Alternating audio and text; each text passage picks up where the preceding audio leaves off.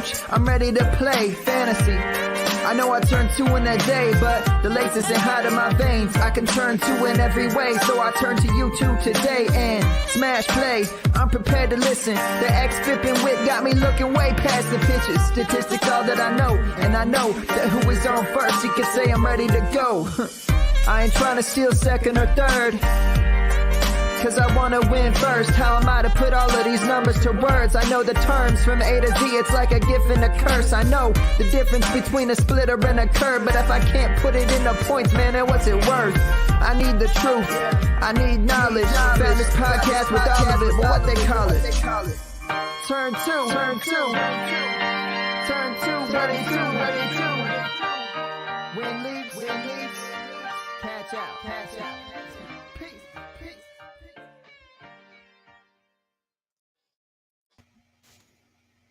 Hey, everybody. Welcome back to the Turn 2 podcast. I'm your host, Matt Williams. You can find me on Twitter at MATTWI77IMS. Today on the show, we're going to be talking about a lot of the early season troubles you'll be having, COVID, injuries, low home run totals, everything like that, the slow starters. And I have a very special guest we're going to get into. Someone that I've never had on the show that seems like I should have by now. But the first time, Grey Albright. You'll know him as Razzball. He's like pretty much he's the entity known as Razzball. So Grey, welcome to the show. Hey man, what's going on? That was the longest theme song I've ever heard in my life. It is incredibly too long, but it was made for me, and I feel bad. Like I've had it edited down, and I feel bad. So it's like I tell everyone tough. Go on. Everyone listens to podcasts on 3.5x anyway, so they could live. Yeah, no, I took a nap during it. We're back on now, right? Yeah, we are live. Actually, talking about baseball, the concert is over. The warm-up act is over. Oh yeah. It's like you need a pitch clock for your theme song. I tried cutting it down once. I just can't. I just couldn't do it. I talked this about with Nick Pollock. I'm like, I like the song was made for me, and I'm bringing it with me everywhere. Everyone has to suffer through it. It's good though. It's got a good beat. I like. I didn't realize that there was other rap fantasy baseball podcast themes though. It's good. It's good to hear. I enjoyed it. I'm just giving you crap. No, because it's like, it is valid though, because it is like the Irishman of theme songs though. But, well, if you go on to these established websites, like the real professional corporate ones like CBS, they like to have their 5-10 seconds welcome to CBS Fantasy. It's over real fast. And I have this big drawn out opening, like it's the Sopranos or something. So yeah, exactly. Yeah, we're going past the Jersey Turnpike exit. I grew up actually off of the exit that's on the Sopranos opening theme song. Gonna get yourself a gun. Yeah, that was my claim to fame about 23 years ago. Okay, anyway, so what's going on, man? Hey, they had the Super Bowl commercial that was actually kind of badass. I guess it was for a hybrid car, but it was pretty cool for all the Sopranos fans out there.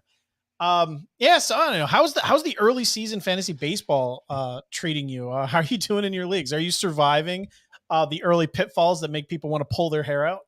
Well, there's one league where we're in it together, the Labor League, and that's one of the leagues where I tend to look at the standings if I'm doing well, and then if I'm not doing well, I never look at the standings. I was looking. So anyway, so at the Labor League that we're in together, I was looking at the standings the first couple days because I was doing well, and then I think Robbie Ray got hit in his second start, and I have Robbie Ray. And I was like, oh, well, oh no, I also had Tyler Mahle. So yeah, so at that point I was like, yeah, I'm not looking at the standing for at least a month. It's the end of this. I was saying that to Jeff Zimmerman, because he's also in the league with us, Jeff Zimmerman of Fangraphs. And Yeah, I was saying to him that like I can't look at the standings of that league anymore until something goes better for me, because right now I was like I had Daniel Bard on my bench for like I think for 4 of his 5 saves. It wasn't a great week last week. And everything is so blown out of proportion when you have only like 2 weeks to look at for standings. It's like if one week's not good, you don't want to look at your standings, Exactly. So I have so I've shut off the standings for labor. That's a 12 team mixed league, by the way, if people are wondering why I had Daniel Bard benched. It's a shallow league, so I had better options that I thought. Yeah, My I team is absolutely brutal. I like, but you know what? And I haven't looked at the standings, but I bet you my team's doing better than your team. My team, for everyone listening, 12 team Roto. If there was an overall for the United States for every 12 team, I may be in last place. It's so horrible. My starting pitching. I Gerrit Cole is my main buy, and we all know how he's doing. And then my SP2 is Trevor Rogers. So yes, I've been doing terrible. First week, I sat Carlos Carrasco because I just want to see how Cookie did. Obviously, he did well. Eduardo Rodriguez not doing well. I'm just brutal. And then on top of that, my hitting, Trevor Story, slow start. Trey Mancini, slow start. Kevin Smith sucks. Cedric Mullins, Luis Robert, Robert, Friend Ramirez, Tommy Pham, although we woke up this week, but guess what? He woke up on my bench. Yeah, that's Everything how that, it is, though. You know what? Because that's like it's so funny because like that is such a that's like the real kicker with fantasy baseball, because like a guy does, especially early on, because you want to trust your stallions, you want to trust your ponies to go out there and do well, right? And so but then you do the first week and they don't do well, and you're like, you know what? It's early. I'm gonna bench a couple of these guys and give them a chance to get better. And then they get better immediately on your bench, and you're like, God damn it! Why did I bench them? This is my only 12 team league this year. I've done so many 15s, especially for Fab, because I wanted to just try to keep my mindset consistent of who I'm bidding on.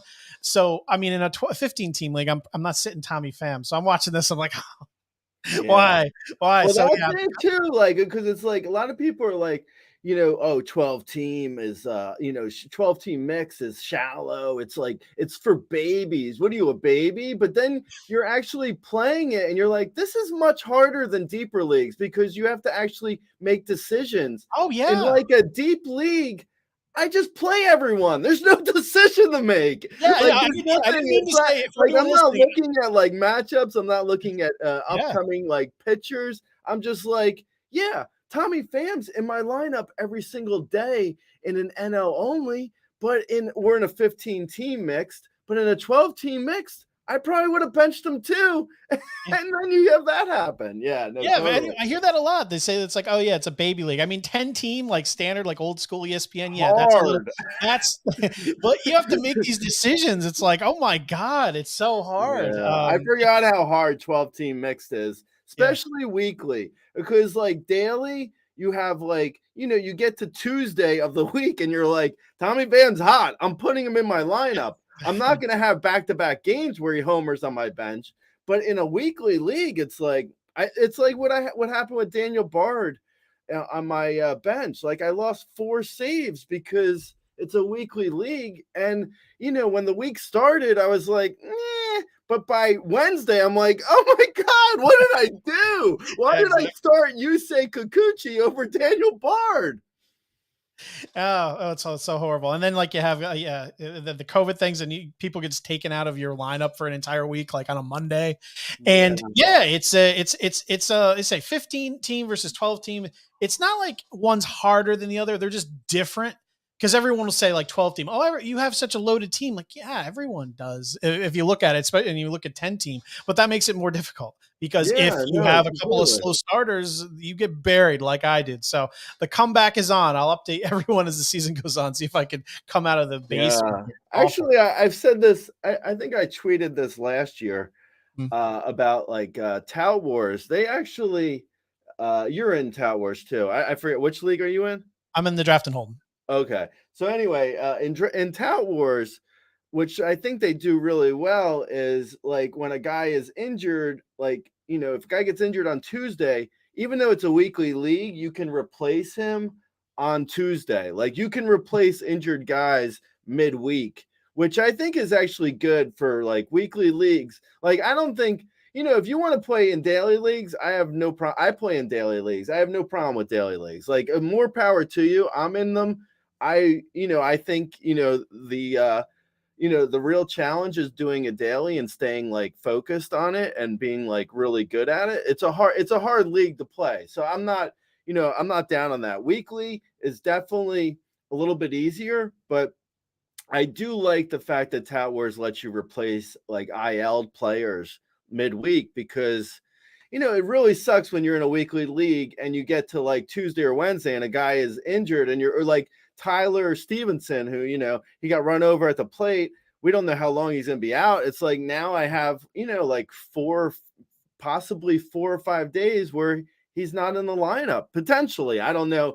Like as we're recording this, I have no idea when Tyler Stevenson's coming back, but it sucks to not be able to replace a guy like that.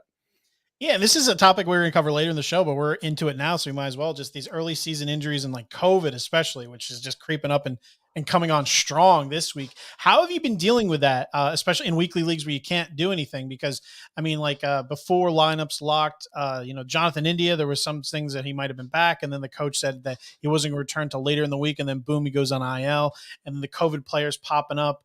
You don't know like Mark Canha, you don't know him and Nimmo, you didn't know if they're coming back or not. Do you just usually lean completely conservative and just get them out of your lineup and or like, how do you deal with a lot of these guys? I know it depends on the information available, but in general, do you try to risk it and get these big bats in your lineup, or do you just try to get, safe plate appearances? I think it's really like a case by case basis. It's hard to say in general, like what I do. Like, I mentioned like a Tyler Stevenson where like, if the guy's going to be out for a couple days or, a week, then it's a different situation than if a guy has got like, a COVID IL, then, you kind of have to play it by ear. I know in like a weekly league, I benched Lou Trevino because I heard he was going on the COVID IL on Monday. If it was if it's a daily league, then you play it by ear. In a weekly league, like that kind of thing, it's like, it depends on the league. It depends on the player, depends on the situation. Like Jonathan India has been on my bench all week this week because I knew he wasn't going to play until Friday is what the Reds said. And now the Reds have put him on the IL. So I'm glad I put him on my bench. I wasn't sure he was going to be IL'd when I put him on my bench, but I'm glad I did. And, same with Trevino. And then there's like, other guys that's like day-to-day injuries. It's like, I mean, you kind of have to, it's really a case-by-case basis where you kind of have to play it out and see how it goes. But I mean, use your best judgment or like in my leagues, use your best wisdom. Patrick Wisdom, am I right? Huh? I very happily have more shares than I intended to going into the season. I actually have him in Tout Wars, which is actually on base percentage, so it's actually even worse. But whatever, I have him in there. It worked out well. He's off to a hot start here. All these things going on too. I mean, it's weekly leagues. Things go wrong. People are off to slow starts. You get injuries, and you look at yourself buried in the standings, which is something you shouldn't do this early. Because you don't want to overcorrect for stats quite yet, but it's a big thing. Don't give up on your studs. People want to panic, and people really want to make adjustments quickly. And you have to make moves. It's not like certain data takes a certain amount of time to like stabilize, but you can't sit on your hands. You have to add people if someone's off to a hot start. But in terms of dropping people, how aggressive are you with going on, with moving on from people that you may have believed in? We're not talking really early round guys because you should never really do that. But I have a list here. Like, let's just say a lot of people were really on, and I guess this depends on how you felt about him preseason. Let's start with like a guy like Brendan Rodgers, like a middle infield guy. And, he's not your starting second, baseman or anything, but he's probably someone a lot of people drafted to be their starting middle infielder, just off to just a horrendous start. possibly the worst hitter in baseball to this point. One of the worst ones. Guys like at that level, like Dylan Carlson of the Cardinals going around that same area. How do you feel about these kind of like middling, like kind of mid-round picks where their success wasn't a make or break, but they're off to these slow starts where maybe you didn't necessarily truly believe in them and you want to pick up like one of these hot, commodities off the waiver wire. How do you feel about those kind of like mid-round picks, and how much of a leash do you give them before you really start considering moving on from players like that? Yeah, I mean, again, it's sort of a case by case basis. Brandon Rogers specifically, I wasn't really a fan of him coming into the year. I had I don't really love that he has no real speed, and he doesn't have actually much power, even though he's in cores. So he was always kind of like, like, Yeah. okay, fine. If he falls for MI, you can do worse, I guess. Specifically about his cold start, I wouldn't put any weight into it, really. I mean, it's been 10 games. It's like, 40 plus plate 40 plus paint 40 plus plate appearances. Wow, that's a tongue twister.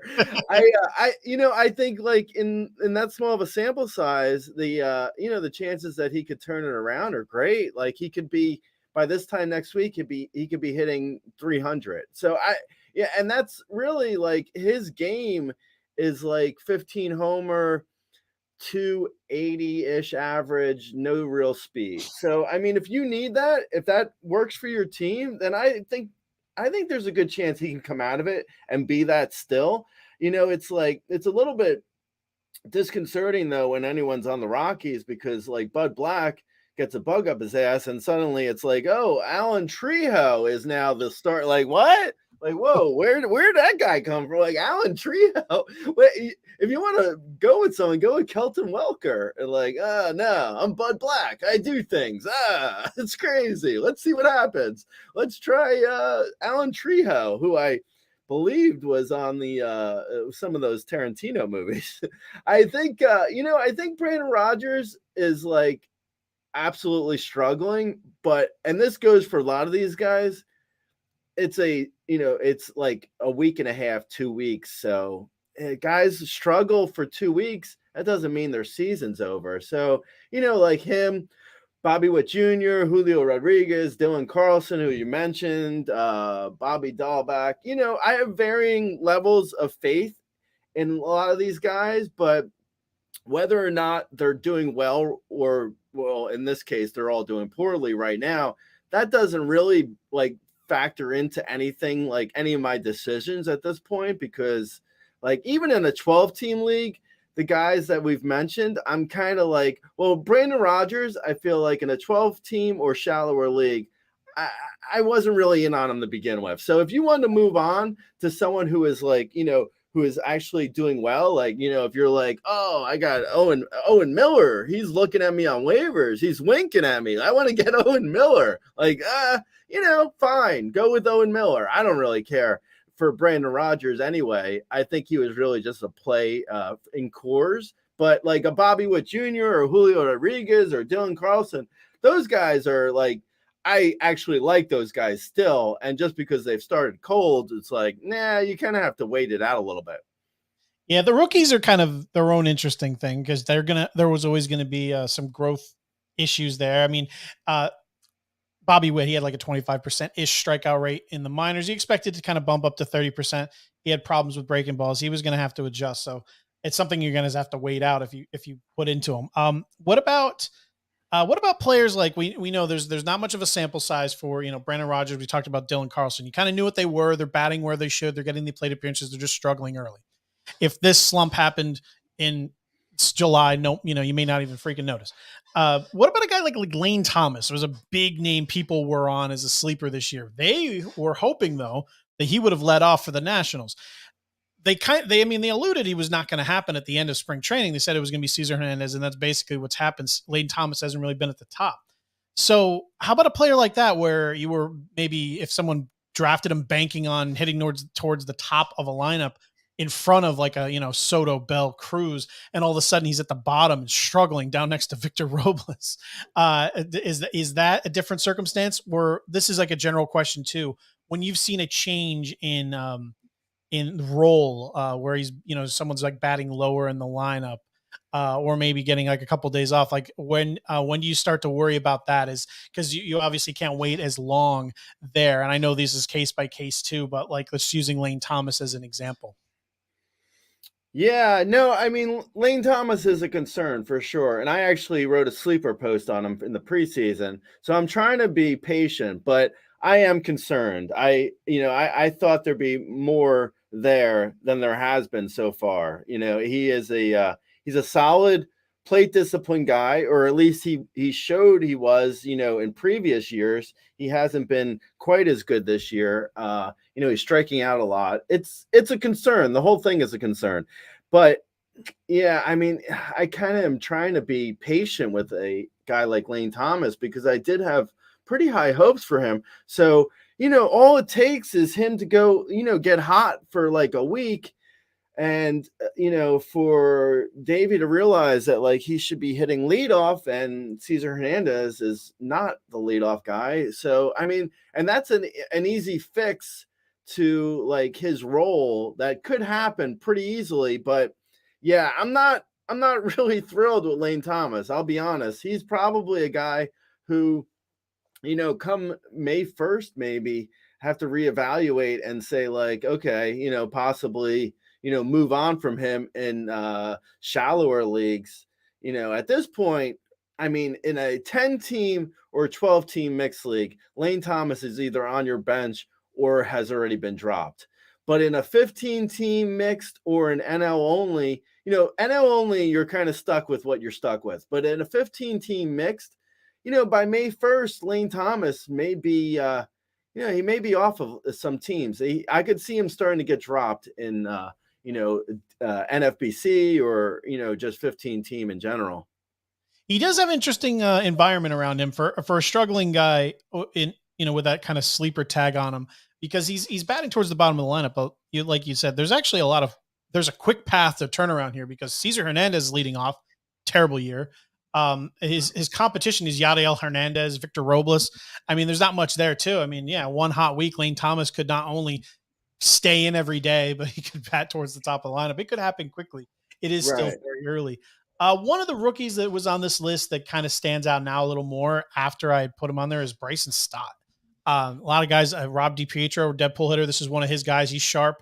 He called him making the team, which he did, because Alec Bohm and Didi would struggle. And Stott got an opportunity, but he's gotten off to a really slow start in Coors. He's now sat like 2 games. Didi Gregorius actually got hit on the hand out of the lineup. Still, Bryson Stott is on the bench. That is a massive concern. So where are you at on him? How did you feel about him preseason? I think we'll see the rest of this week's goes. I mean, usually Fab's on Sunday for most people.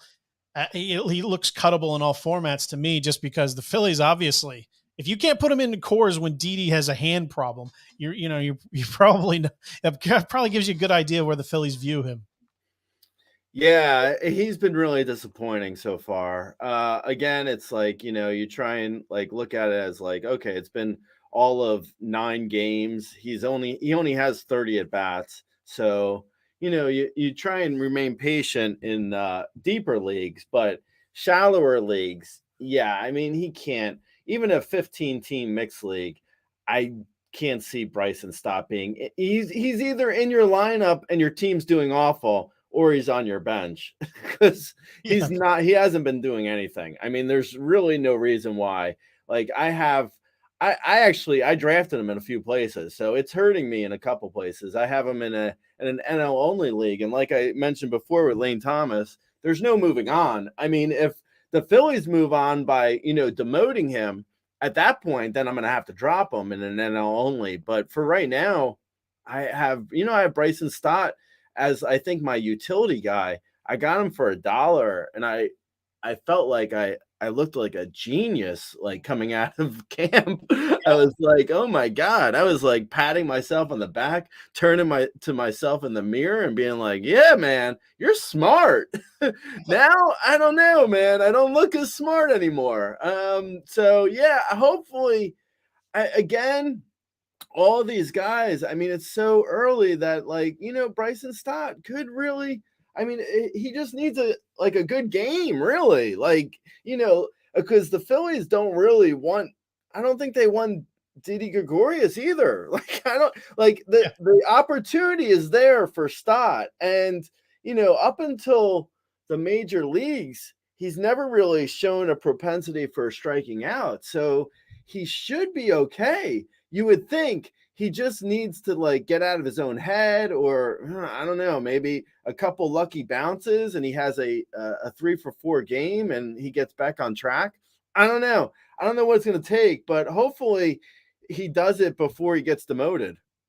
Yeah, if the big takeaway from anyone who just listened to this whole thing, and we're just talking about Bryson Stott of the Phillies, slow starters. It's not a large sample size. You got to wait most of these guys out. It's still way too early to give up on guys, especially ones you've believed in. If you had teetering guys like Brendan Rodgers and you have something else on the waiver wire, it's not like there's not going to be a big net loss there in the end, probably because Brendan Rodgers is Brendan Rodgers. But yeah, the only real worry here is if there's a actual change in playing time. Like we were saying, Stott has sat a couple of games here. That is the worry, not necessarily if he was playing every day, hopefully. Oh yeah, God, him sitting twice in Colorado hurts. We're going to go back to some of the latest news, guys. I skipped over this in the beginning because we kind of dove into the early season injuries and COVID and some of the slow starters. So just some latest news that's interesting.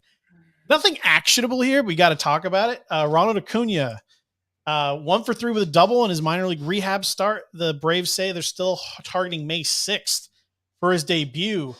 Again, actionable. There's nothing you can do. You drafted him, you're holding him, you're playing him. It's Ronald Acuna.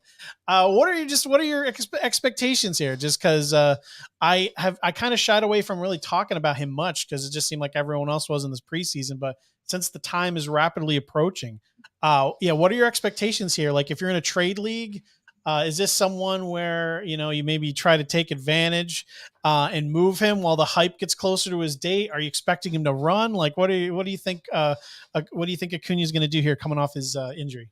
Yeah, no, actually, I got a comment on Razzball today asking me about a trade offer, and I was and it was a good trade. I was thinking about it, and I was like, I still went Acuna, so it was a Acuna or Corbin Burns, and I still went with Acuna because I still believe in Acuna, and I don't go for high starters. I don't believe in like drafting high starters. I don't trade for high starters, but I did question myself for a second because I was like, Corbin Burns is pretty good. I mean, that is good. Like if you're like in on Acuna, you're in on him at like, maybe 10 overall at this point, and Corbin Burns isn't far off of that. So yeah, I mean, it's like something like that. If you were a guy who wanted to go out, or a lady, I suppose, wanted to go out and grab a top bat or a top arm with Acuna, now would be the time to do it because, I think at this point his value is probably maybe when he first comes back and he hits his first home run, maybe his value will be even higher. But yeah, I mean, there is a chance. I mean, we've seen it. It's not like Acuna's only had one injury in his career. There's a chance that, he's running hard into second and he gets injured again. I mean, it could happen to anyone. Like, don't get me wrong. Like, it could happen to Jose Ramirez. Like, who knows? Like, injuries happen. So I'm not saying Acuna's the only person that ever been injured. Death on J-Ram.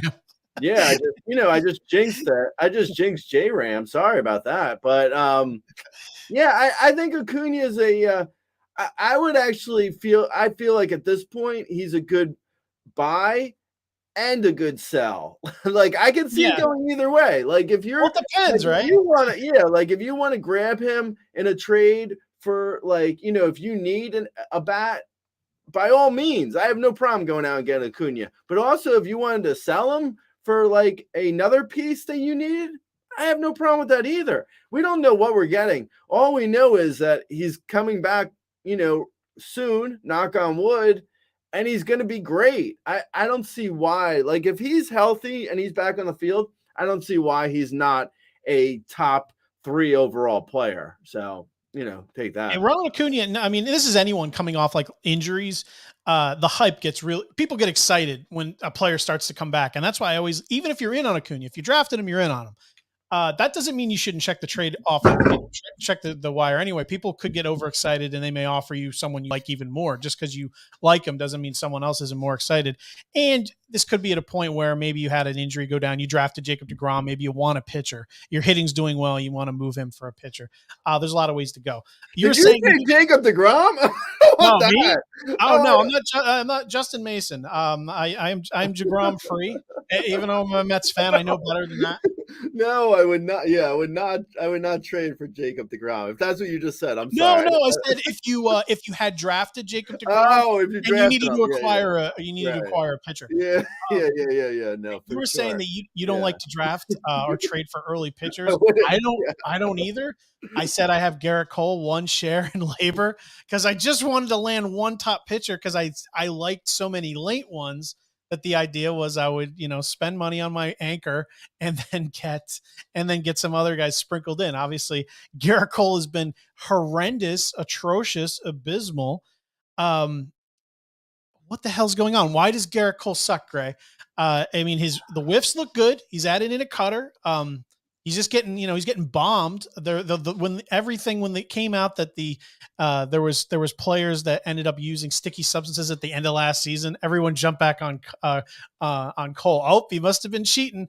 And I hate to, he's the poster boy and it's unfair, but man, this start ain't helping him out much. His first strike percentage is down from like 60% to 40%. So, I mean, I don't know if he just doesn't have a grip on the ball, but whatever it is, it looks terrible. Anyone who drafted him is not feeling too good. Is this a buy low for Gerrit Cole, or is this I didn't draft him for Gerrit Cole? So I don't remember. How much did you pay for him in labor? I think like 33, 32 or 33. Yeah, so that's what I thought. So what I was going to say was I think in labor, like not to defend you because you're a big boy. You could defend yourself, but I think in labor all the prices for top starters were going for so low that I almost drafted a top starter in that league because they were going for so low. Like I want to say Ariel Cohen got like Jacob deGrom for like $21, and I was like, I mean, I wouldn't draft Jacob deGrom, and at that point, that was like a month before, that was way before an injury or anything. That was even before spring training started. So like, at $21 though, I was even like, damn, like that was a really good price for deGrom, and you got Cole for a good price. So I can't like fault that. I don't draft top starters though, specifically for like, because I just prefer top bats. Like that's just the way I like to build teams better. But with with Gerrit Cole, like you mentioned, like the first strike percentage and all this stuff is so skewed because of one start. So it's like, it's hard to really get a gauge on so many of these guys. Like, I don't know if like, it's necessarily, like the sticky substance, like the spider tack, maybe it could be, but also because there's such a small sample size for Gerrit Cole at this point, he's got 11 1/3 innings that, his K per 9 and his walks per 9, they all look so crazy. Like his walks per 9 right now is 5.6 walks per 9. Like that is like twice as much as any walk per 9 that he's ever had in a major league season. But that's also because of one game and actually just one inning where he walked 4 guys in an inning. So it's like, so everything gets blown out of proportion for that. So do I think he's a buy low? Yeah, probably. People are probably panicked. Like if you can get someone who's completely panicked on Gerrit Cole, I say go for it. Go out and try and get him. I don't necessarily, I'm not like a guy who usually goes out and gets a top starter, but if you can get Gerrit Cole for like maybe a top closer, like not even a top closer, maybe Raciel Iglesias and like a maybe a smaller other piece. I don't know, maybe. Or if you can get him for like Randy Arozarena or like Tyler O'Neill or like a solid outfielder. I mean, I think what you're getting with Gerrit Cole. I don't think he's like toast just because he had a bad start and a half. Like if you can get him for, something like, think like around where you drafted, maybe like a top 35 to 55 to 70 overall player, like in that range. Like if you can get Gerrit Cole for that, I'd do it in a second.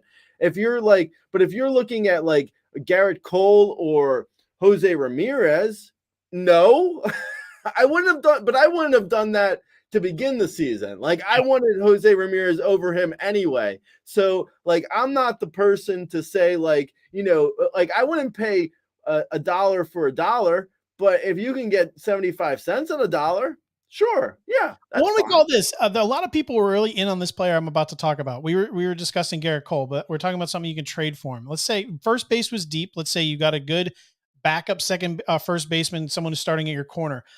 Very hot start for a player people were in on, Matt Olson, like blistering the ball. He's going to have a monster year. Would you consider trading a Matt Olson for a Gerrit Cole? Yeah, that's a totally fair trade. I would not do it because I like Matt Olson and I don't like Gerrit Cole. But in general, specifically for another person, if they wanted to get a top starter, that's a totally fair trade. If someone were to comment on Razzball and say, "Hey, Gray, hey, handsome face, I'm wondering if you would do Matt Olson for Gerrit Cole," I'd be like, yeah, totally. I would do that trade. But I wouldn't do it. I wouldn't do it for my own team. I would do it for someone else's team. If you need a pitcher, it's tough to trade for those top aces. They're not available very often unless they're injured. So this is a unique opportunity to try to get one. Another one that is struggling a bit, Robbie Ray. Yesterday he did well, 7 innings. Still, the strikeouts aren't quite what we're used to. 7 innings, 1 earned, 4 walks. Unfortunately, peeking back out the walks. 5 strikeouts versus the Twins, a team that strikes out quite a bit. The White Sox, a team that strikes out a bit. Before that, 6 1/3, 6 earned, 4 strikeouts. And then he faced the Rangers in his first game in his latest game was 6 innings, 2 earned, 4 strikeouts. So I don't know what to make of Ray. Obviously, it's very early. He's left his guru in Toronto and went to Seattle. He's the opposite of Cole, though. His F strike, as far as starting, going in the zone, he usually lives around the 50 to 60% area, most 60. He's right now is like 73.4%. He's just giving up a ton of contact. Any worry here? So I guess let's pretend you believed in Ray, because if you didn't, this is an easy decision. But if you were just hoping for the best here, It's weird that there's no strikeouts, because worst case scenario, if he slipped, you were hoping to still get those strikeouts. What are your thoughts on Robbie? Yeah, no, I was in on Robbie Ray. I'll cop to Robbie Ray. I was totally in on him. I drafted him in a few places. I thought I felt like what I was saying in the preseason on Robbie Ray was, last year he was like, he was an ace, and you can't be an ace in the major leagues over the course of 190 plus innings without actually having shown improvement over previous years and actually being that good. Like you can't fake 190 innings of being an ace. So he's been this good before. He was this good before in Arizona. Right. Yeah, no, completely. And I always felt like, he was similar, actually similar to another guy who came out of Arizona with Max Scherzer, whereas like their stuff was so good. Once they were able to command it, it would be like electric, and they'd be able to like, strike out everyone, because, if you're commanding electric stuff, you're going to be good. So the problem with Robbie Ray is like, I think I'm like I mentioned on Razzball in today's Daily Notes, I said that, I'm not fully concerned, but I'm not concerned. There's definitely some concern here, because like you don't lose velocity. Like Robbie Ray has lost velocity, he's lost Ks, he's struggling with command. Like this is not great for him. Like this is major warning signs that like, and he's in a really good park. So I think in like Safeco, he can fake being decent enough that I'm like not fully concerned. Like if he can throw 190 innings this year with Safeco, I think we could still get a 3.75 ERA, 8+, 9+ K per 9, even if this is the new Robbie Ray iteration. Now I'm hoping, because he even said, his second start was in Chicago. The weather was awful. He even said to reporters like, hey, my velocity might have been off, but it was freezing out there. So that could totally be what's going on. I don't want to say, like, I'm not 100% panicked, but I'm definitely a little bit concerned, a little bit. It's not great. I'll be honest. I'm a little scared. One thing to, I guess, encourage, I don't know if this is encouraging or discouraging, so I'm just going to say it. We're talking about Robbie Ray. He's basically a 2-pitch pitcher. Last year, he mixed in his curveball about 6% of the time, and he threw in a changeup a little bit. His curveball this year, he's only thrown 8 times. It's gotten crushed. So basically, he's back to basically 4-seam slider, but that's kind of his bread and butter anyway. His fastball has actually been fine. It's performing actually kind of the way it did last year. There's really no difference. His slider has not been good at all. As far as like it, I don't know if it's early season, cold weather. The whiff rate's down from 45.5 to 31%. If you look at it, is a chase rate on it, the O swing, which is the swings outside of the strike zone for anyone listening not aware. 38.3% last year in his amazing season, down to 27.8% this year. He's putting it in the zone about like, maybe 7 points higher, and he's just giving up like 85% contact. He's usually 77. Seattle's best, but now it's Seattle's best contact pitcher. Yeah. So, I mean, it is, so you can look at it 2 ways, right? He's 2-pitch pitcher. Therefore, one of them's not working, but if he fixes it, he's good to go. But he's only a 2-pitch pitcher. So if one of them's not working, that's unfortunate. So look at it. If so, everyone wants to see if you should buy or sell Robbie Ray. Wait one more time. See how his slider looks in his next start. Look for some improvement there, because that is pretty much the crux of his issue at the moment. But still, again, early and a new city, which never, is always interesting. Bullpens. Let's talk about bullpens. Gerrit Whitlock got the save in Boston. Hard to gauge. This is what everyone thought would happen. A lot of people were half or Matt Barnes, half or Whitlock, because like people are like, oh, Barnes got paid, he's going to be the closer, and like Whitlock, he's going to start. And then they kind of made Whitlock this kind of hybrid Loizaga, Seth Lugo type dude in the middle innings, and they let a couple of guys like Jake Diekman have a go. They had Hansel Robles, which as a Mets fan just makes me shiver every time I hear his name. What do you? Yeah. Oh God. Yeah. Yeah. That's perfect. For anyone not listening, Gray just pointed to the sky because, of course, every Titanic home run is a ground roll, is just a basic pop up to Hansel Robles. What are you thinking of Gerrit Whitlock here? Is if you were in a shallower league where maybe he happened to be available, is this someone you'd want to try to be aggressive on for the bullpen? In deeper leagues, he's definitely rostered here. But what are you thinking here about the Boston bullpen?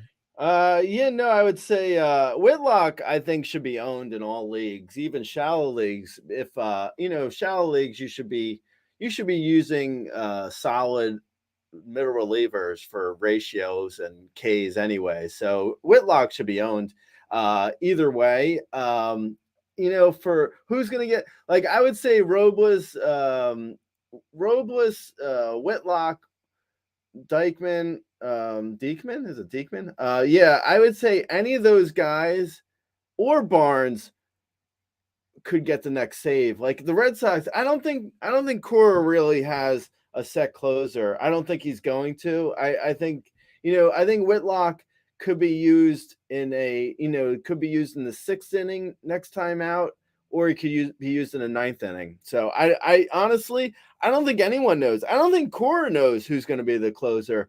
And that's not to say, Cora's a giant dummy and has no idea who to use. I just don't think – I think it's going to be a game's going to dictate who he uses to be the closer. So I don't think there's any way for us to tell who the closer is going to be. I guarantee you that, like, I would bet a lot of money that Barnes will get saves at some point. Whether he's going to get the next save, I don't know. Probably not.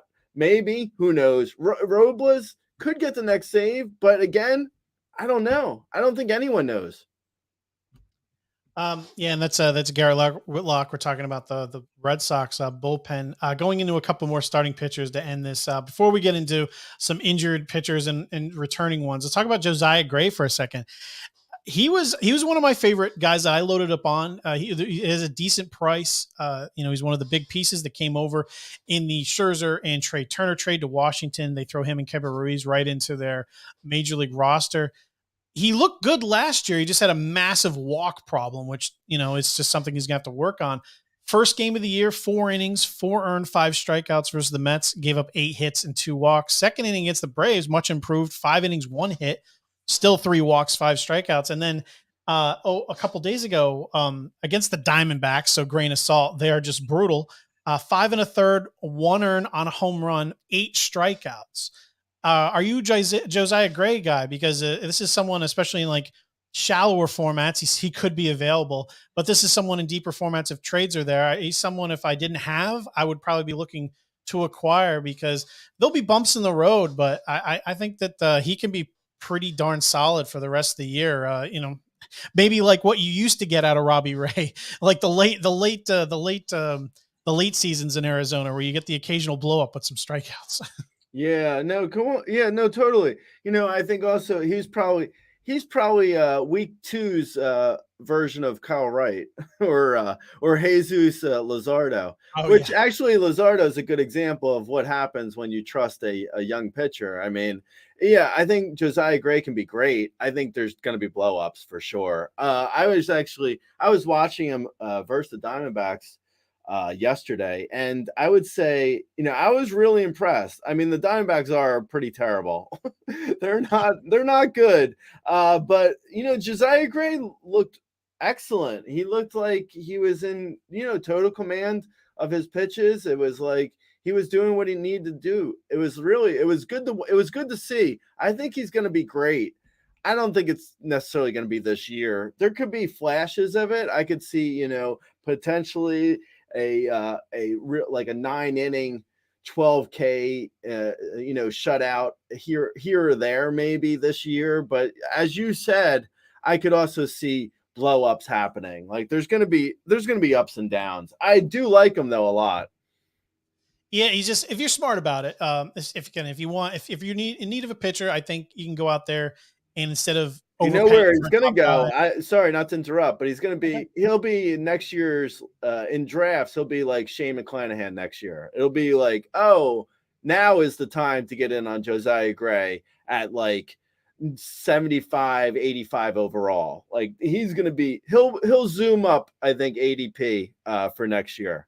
I think that's actually a great comp as far as value, because that is the kind of way Shane Mack came into this year. Everyone just knew the upside and saw what was going to happen with a full off season. So I think you're right there.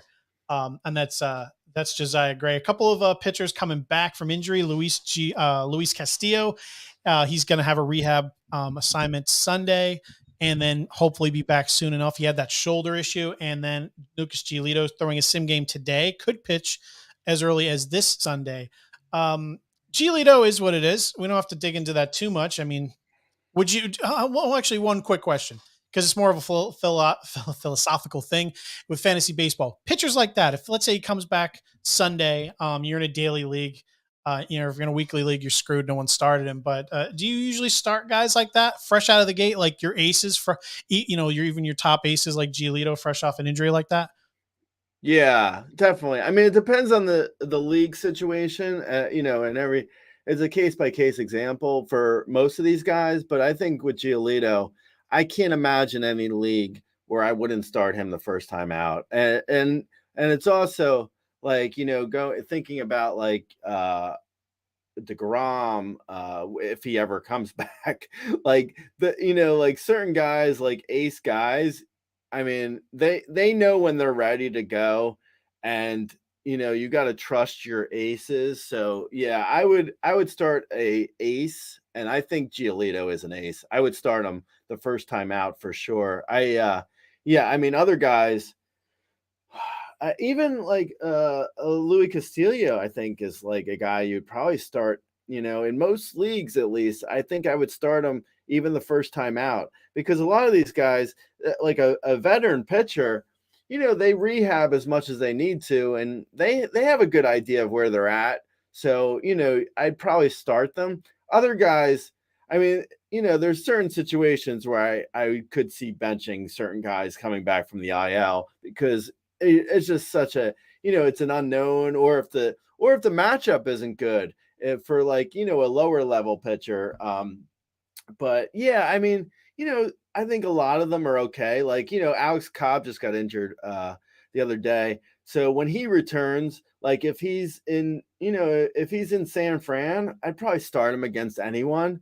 And if he's got but if he was in like Coors, I'd probably be like, nah, I'd just bench him for his first start back, so it'd kind of be a start by start basis kind of thing. But yeah, I mean, your aces, you more or less got to start. Luis Castillo, and we were talking about Lucas Giolito coming back, simming today, could be back Sunday, assuming everything goes well. And but Luis Castillo is an interesting pitcher.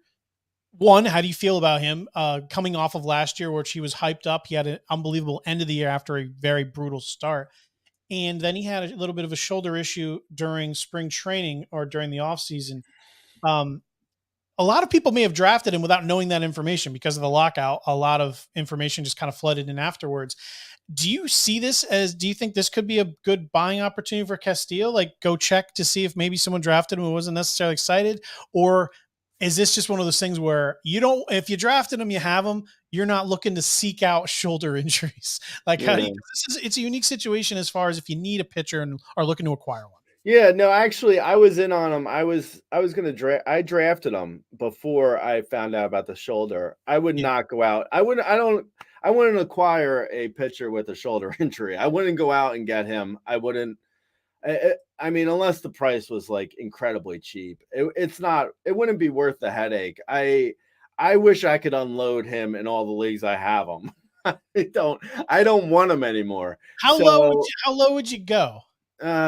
I don't, it kind of depends on the situation, but like we were talking about earlier, guys who have started low, like I would buy Bobby Witt Jr. or Julio Rodriguez low if I could with Luis Castillo. I think also if you could get or Dylan Carlson even, or potentially, I guess, if you're able to or even buy high on a guy, like if someone's like, wow, CJ Cron, this is a sell high situation, I would take a guy like that. I mean, it depends. Well, how about this? How about a position for position trade? And then we'll move on here.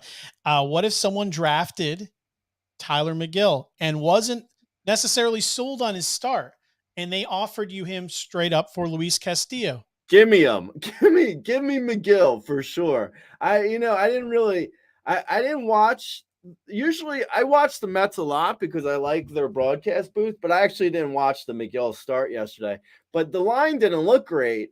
So if someone wants to get out, I mean, I know McGill. I think McGill's solid. I would still be buying on McGill. I think there's a buying opportunity probably because of the line yesterday. It wasn't great. It wasn't terrible, but it wasn't, it wasn't as good as I think people were hoping.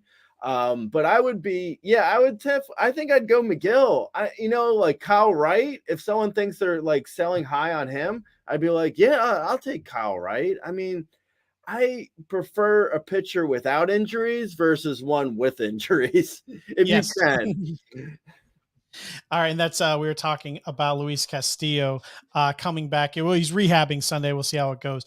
All right, and to end the latest news, we got a couple of Luke. We had this play at the plate during the San Diego and Cincinnati game where Luke Voigt, big lumbering fellow, come rounding third, and I don't know what you made of this. It didn't necessarily look dirty. He kind of stumbled into home. He's kind of an awkward guy. But then he kind of threw this WWE forearm elbow into Tyler Stevenson, who's now on the IL. Tommy Pham after the game says it looked dirty. He knows a gym owner who's going to rent out his gym to let him fight Luke Voigt. What did you think of that play? You didn't see this? No, I saw the play at the plate. I didn't see that Tommy Pham was renting a gym to try and to try and no knives, I'm hoping. No. Yeah, he doesn't have a good track record in non-sanctioned fights. Yeah. I I would if I were Tommy Pham, I probably wouldn't get involved in a non-sanctioned fight. I'll be honest. I don't know. He's I mean, I think Luke Voigt definitely I think he smushed him in the face. Like he seemed to give Tyler Stevenson a smush, but Yeah. I mean, when a play is, I mean, it's happening in real time. You're not thinking about, you're just trying to protect yourself. I don't think anything. I didn't think it looked dirty. I mean, Luke Voigt is a big dude. He's not exactly Ken Griffey Jr. out there athletically, so I don't think he's going to gracefully slide into home plate. No, he was like, I didn't realize earlier in the year, Luke Voigt had got his first steal of his career. So and that was in like 1,400 plate appearances. So he's not a fast dude, and he's not agile. He's got, he's, as you said, lumbering, I think is a good way to say Luke Voigt. He smushed Tyler Stevenson's head.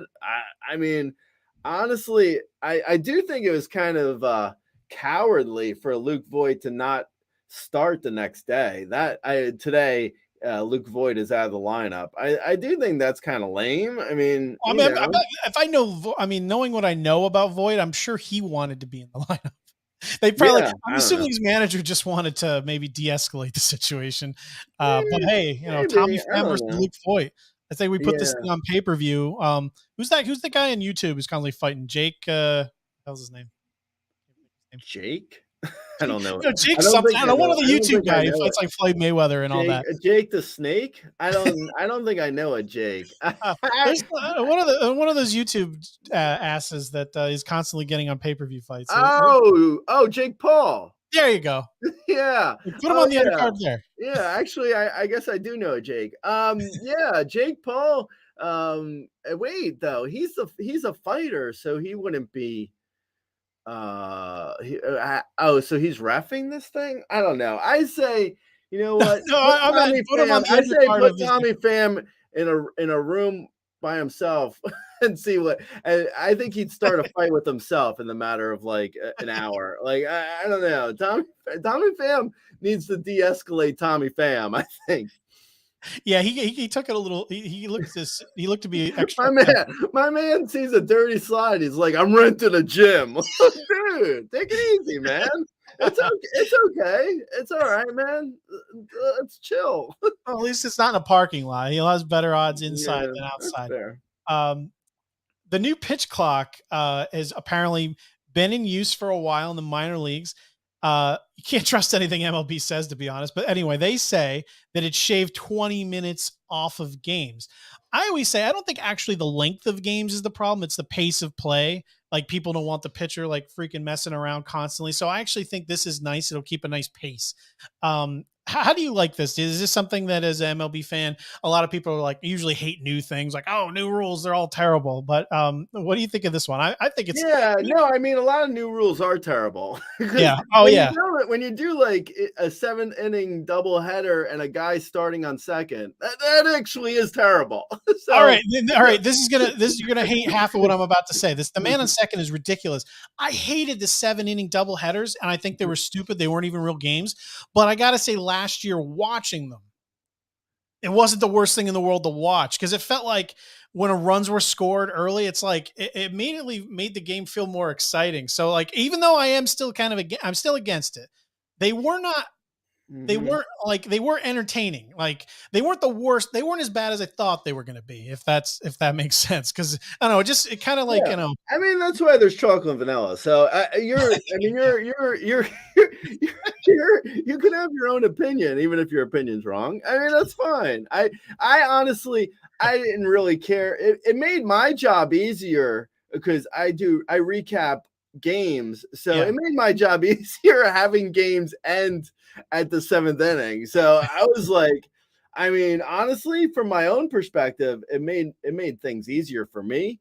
I did think it was kind of like, why are games ending at 7th? Like, why? What does that have to do with like COVID or anything. Like, it's just like so random. And also, like, I never really liked the I don't know, maybe because I'm an old fart, but I kind of liked the like play at second where like the runner the runner would try and take out the guy, and the neighborhood play. I was kind of fine with that. Now with like, oh, we have to make sure, like, if the runner comes off the bag and he's like holding the tag, like, oh, come on, man. Like, no one, like, you don't need to touch second. Like, I didn't mind not touching second. Like, so that was kind of like an old school thing that I was okay with. But with the pitch clock, going back to the original question, I think if you're getting rid of like a guy leaning in and shaking off the catcher, good.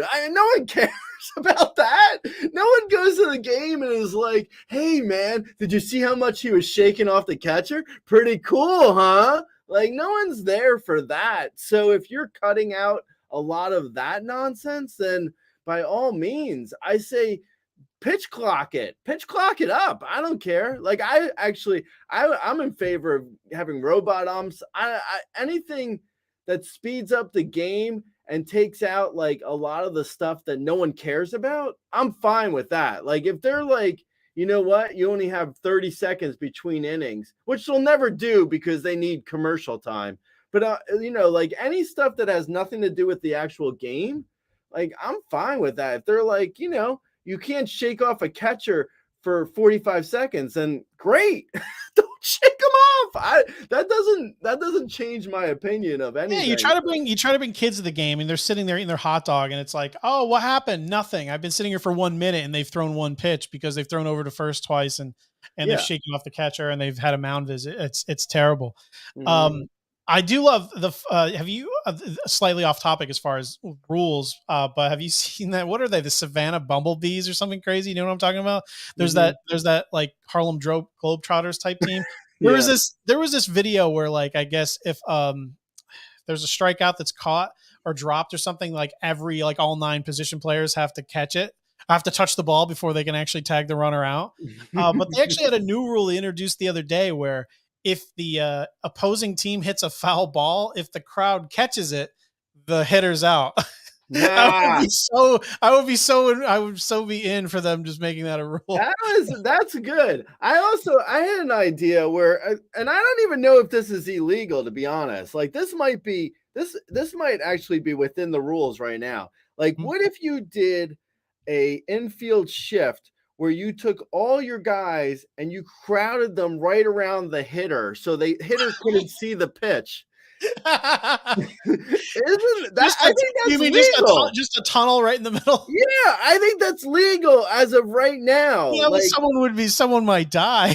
No, but like, there's also, I mean, you have you'd have to have the filders like hold their crotch like in a penalty kick in soccer. I think they might have to be in a suit of armor, but yeah, no, but I do think that there might be something here where, like, if everyone was just standing right next to the batter can't concentrate. There's 4 guys standing in his face screaming at him. Man, I don't know if that's actually legal or not, but I would like to see someone try that. I always get nervous when I see the third baseman charging in on a bunt, and then the hitter goes butcher boy, and I'm like, oh my God, he's going to hit him in the face. Yeah. I mean, people on the field might have to wear helmets. I don't know exactly all the specifics, but it's still a work in progress. But so my question though on the Savannah thing to you, which I'm honestly asking, I don't know. So are they like is it like the Globetrotters in that they're like minor leaguers who have burnt out of the minor leagues and they're just like goofing around and getting paid like the Globetrotters were like NBA guys that just burnt out of the league or something? Yeah, I'm not sure, to be honest, because I only heard about them recently, and they do crazy. I mean, I saw a thing the other day where this guy went to the plate with a bat that was on fire, and he literally went up there spinning it, and then he hit like an opposite field double or something. So I don't know actually where the players come from. They're all decent. I mean, I guess, it depends on your opponent. If you have an Right. evenly matched game, you can do things. But yeah, to be honest, I don't know. I've only recently learned about them. And Mm. I really wish, I don't know if they go on the road or anything. I'm guessing they don't because they're always showing their home games. And hey, there's something to it. I mean, minor league games, there's usually like, 10% of the crowd, but they sell out all their games. Right. Yeah, no, I mean, it seems fun. The clips I've seen at least, I don't know, I don't really know fully understand like if they're playing against real minor leaguers or if or are they playing against like a Washington Generals type team? Like, is it all exhibitions? I don't know, but it does seem fun. Okay, I'm hungry. I gotta go get lunch. Let's go. Let's wrap this All up. right. Well, one last thing. We got to talk about the home run totals because I literally put it in the title and it'd be egregious if we didn't talk about it for a Oh second. yeah. So the early season home run totals are incredibly, incredibly low. This is just something that, right now through the first like 10 game, for the first bit, 20, was it the percentage of plate appearances ending in a home run? Jeff Passan put out this today. It's gone down like every year. In 2019, it was like 5.56, then 4.87 in 2020, 2021 was 4.79. So far, it's 3.93. And it's not like the weather has been overly bad. There hasn't been any like too many snow outs. It's been a lot of rain. So we know what kind of ball they used last year. So again, we don't know what's going on. We don't know what kind of ball they're using. We don't know what the variables are here. Any guesses? And more importantly, are you doing anything, since it looks like there's enough data now to show us that yes, there is something, regardless of what it is, that is suppressing home run totals. It is happening. And they could change the ball again like they did last year and use multiple balls. We don't know. We're guessing here. Do you think that it is worth actually using this information? Is this information actionable? Like if you are short on home runs, are you going to try to maybe look into acquiring power, or maybe like that no doubt kind of power, like early, to try to make up the difference here, since maybe middling home runs may not be there as much? Because it looks like this could be an issue this year, but again, it's MLB. They're going to lie to us. We don't know. Yeah, no, I mean, I don't think there's really anything actionable like someone could do from a fantasy perspective, because like everyone is in the same situation. If it's like it's across the league that homers are down. So every fantasy team in your league is dealing with the exact same problem. So it's like if everyone's suppressed, then it's not really going to affect you, I don't think. Like unless like if someone in your league has like all of the all the hot like homer guys, and you have like all the guys who are started cold and you're panicked, maybe you make a play for a guy like a CJ Crone, like I mentioned earlier, or even like a guy who I thought was possibly a buy low. He actually homered yesterday. So, he may not be as low of a buy now, but, Hunter Renfroe looked, I mean, he's in a great place to hit homers. I think he's going to hit home runs no matter what the ball is. He just had his first homer. I wouldn't be surprised if by this time next week, he's got 5 homers. Like, like it's certain guys that, there's going to be, I think there's going to be I wouldn't be shocked, honestly, if homers, start jumping at a certain point and it's like, I wonder where that new baseball came from. That's weird. Like I wouldn't trust MLB to not switch out the baseball at some point. I don't know.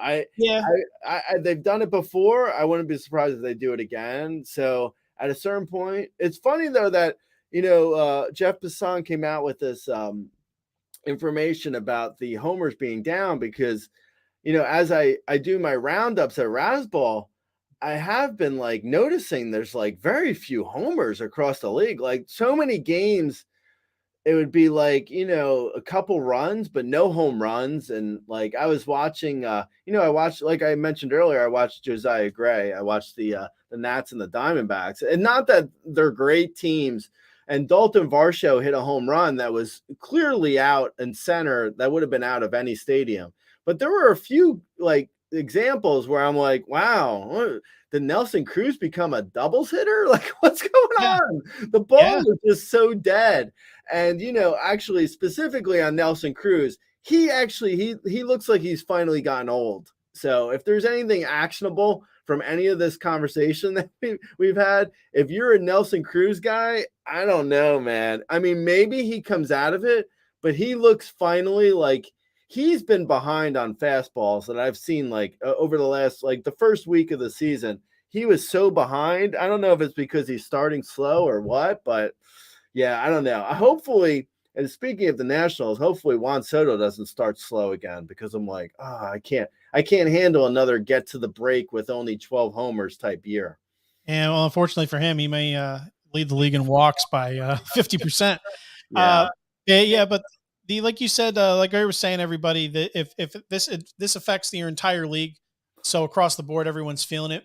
I would think maybe I would look to buy low on, like you said, Hunter Renfroe. Maybe it's not as low now. Franmil Reyes, he's off to a real slow start. Maybe Franmil. Yeah, Franmil's a good one too. Yeah. Maybe a couple of guys that have that no doubt power, because maybe if anything suffers, it's those kind of middling power. If you're a death by 1,000 paper cuts player like I am, where you try to get the power and speed guys, those ones that don't have the the high average home run distance may suffer a little. Maybe you try to supplement that with a buy low. Other than that, again, like Gray said, they're probably going to sneak in the new ball. We're going to have a record-setting second half of home runs. Who the hell knows? Rob Manfred's a witch. So that will do it for the Turn 2 podcast. Gray, thank you for joining me. Thank you for taking the time. Do you have anything new, anything special coming up at Razzball? You should definitely, for anyone who is looking for an edge in their league, you have some of the best tools in the game at probably one of the best prices too. I mean, you look at some of the prices at some of the other sites. If you're looking for some nice in-season tools, they can be pretty up there. You guys are pretty fair and is really great stuff. Yeah, thanks. I appreciate it. I would say honestly, it's hard for me to say this modestly because it is our tools. But if you're playing fantasy baseball and you're not using our tools, you're doing yourself a disservice. I mean, just to be honest, like, you're going to spend for most people in daily leagues, you're going to spend upwards to 1,000 hours on your fantasy league. And for weekly leagues, you're still spending a lot of time to not then spend $5 a month or, $30 a year on our tools, just to have it in your back pocket so you could look at the tools and just to see who to stream for pitchers or who to stream for hitters on any daily, either day or week. I mean, it's really like you are doing yourself a disservice. I mean, I'm just going to say that. No, you're right. Hey, you're not being modest. You were telling the truth here. For the price you guys charge, it's worth it just in a time-saving aspect alone. Yeah, it is. So go sign up for Razzball, everyone. Get to the very top. You can follow Gray at Razzball. And obviously his work over there. So thank you for joining me. Next week we'll be back. Steve Gardner will be joining us on the podcast. We'll be talking about whatever the heck comes up in the next week here. So make sure you download, subscribe, 5 stars, all that. I never asked for that, but again, thank you for listening to Turn 2 Podcast. Enjoy the baseball. We'll be back next week. See everybody.